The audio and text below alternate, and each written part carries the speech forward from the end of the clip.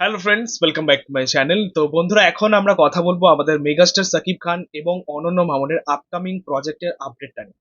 প্রথমত, হয়তো আমরা একদম শুরুর দিকে এটা জানতে পেরেছিলাম বা বুঝতে পেরেছিলাম যে অনন্য মামুন কিন্তু সাকিব খানকে নিয়ে কিছু একটা প্ল্যান করছেন বা কোনো সিনেমার প্ল্যান করছেন।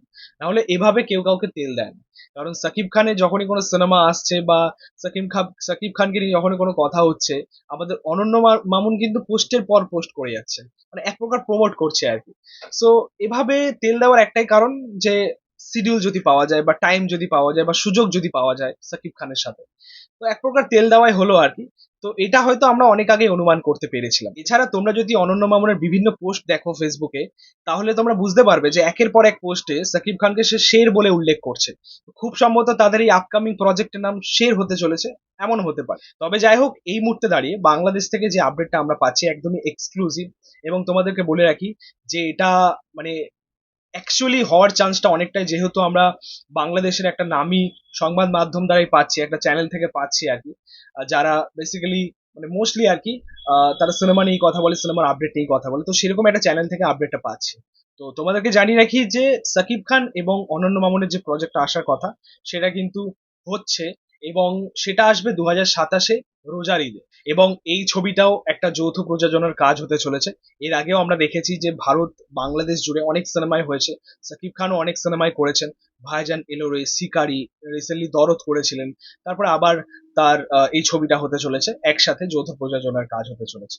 তো এবার দেখা যায় যে নেক্সট আপডেট কি আসে। তবে আমরা পরক্ষণে এমন একটা বিষয় দেখলাম, যেটা অ্যাকচুয়ালি হয়তো কিছুটা আমাদের খারাপ লাগলো। সেটা হচ্ছে যে এই মুহূর্তে দাঁড়িয়ে আরো একটা নতুন আপডেট উঠে আসছে, যে অনন্য মামুন এবং সাকিব খানের মধ্যে এই সিনেমাটা নাকি হচ্ছে না।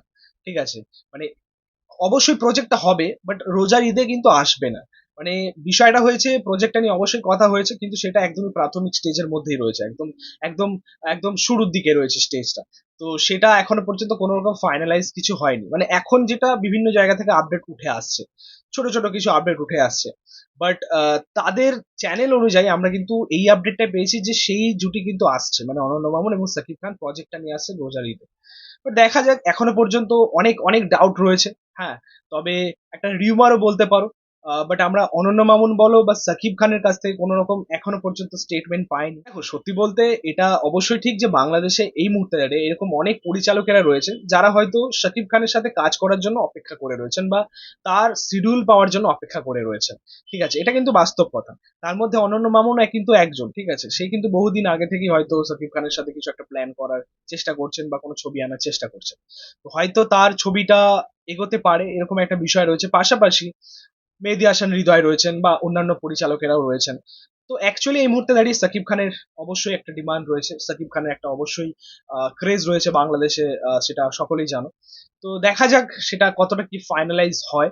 তবে আমরা সাকিব খানের আপকামিং, সেটা মেহেদী হাসান হৃদয়ের সাথে হোক বা অনন্য মামুনের সাথে হোক, আমরা দুটো নিয়ে এক্সাইটেড। এবার দেখা যাক যে কোনটা আলটিমেটলি ফাইনালাইজ হয়। তো যাই হোক, এই ছিল বলার আপডেটটা নিয়ে। তোমাদের মতামত, রিয়াকশন অবশ্যই কমেন্টে জানিও। ভিডিওটা ভালো লাগলে অবশ্যই লাইক কমেন্ট শেয়ার করে দিও, পাশে থেকে সাপোর্ট করো, চ্যানেলটাকে অবশ্যই সাবস্ক্রাইব করে যাও, পাশে থাকা বেল আইকনটা শুধু পরবর্তী ভিডিও